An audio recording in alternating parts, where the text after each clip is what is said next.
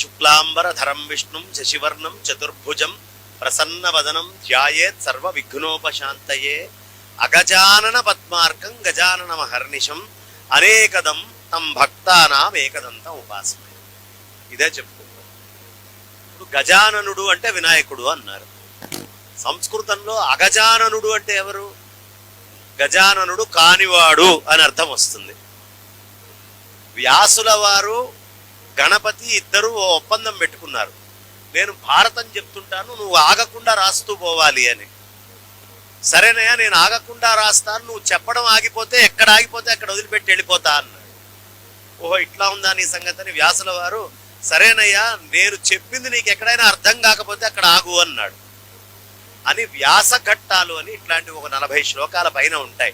ఆయన ఎక్కడెక్కడ ఆలోచించుకోవాలనుకుంటే ఇట్లాంటి పదాలు వేసేవాడు. అగజానన అనగానే గజాననుడు కానివాడు అని చెప్పి, ఏంటి గజాననుడు కానివాడు అంటాడు అని. కానీ అసలర్థం ఏమిటయ్యా అంటే, అగ అంటే కొండ, అగజ అంటే కొండ యొక్క పుత్రిక. ఎవరు? గిరిపుత్రిక గిరిజ, పార్వతి అమ్మవారు. అగజ ఆనన, ఆ గిరిపుత్రిక గిరిజ యొక్క మొహము, ఆననము అంటే మొహము.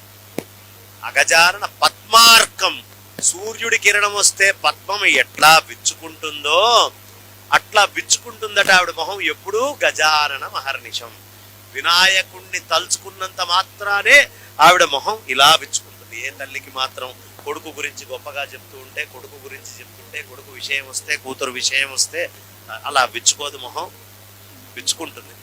అందుకనే మన ఇంట్లో ఎప్పుడైనా పక్కన ఒక కప్పు పంచదార ఇవ్వండి, లేదు ఒక కప్ప ఇంకోటి ఇవ్వండి అని అడగడానికి వచ్చినప్పుడు మీ వాడు భలే ఉంటాడండి అనే మొదలు పెడతారు.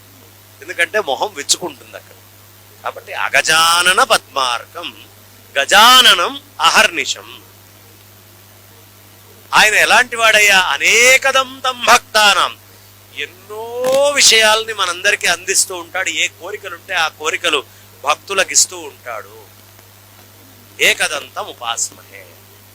అలాంటి వాడు ఏకదంత స్వరూపుడైన వాడికి నేను నమస్కరిస్తున్నాను, అలాంటి వాడిని ఉపాసిస్తాను.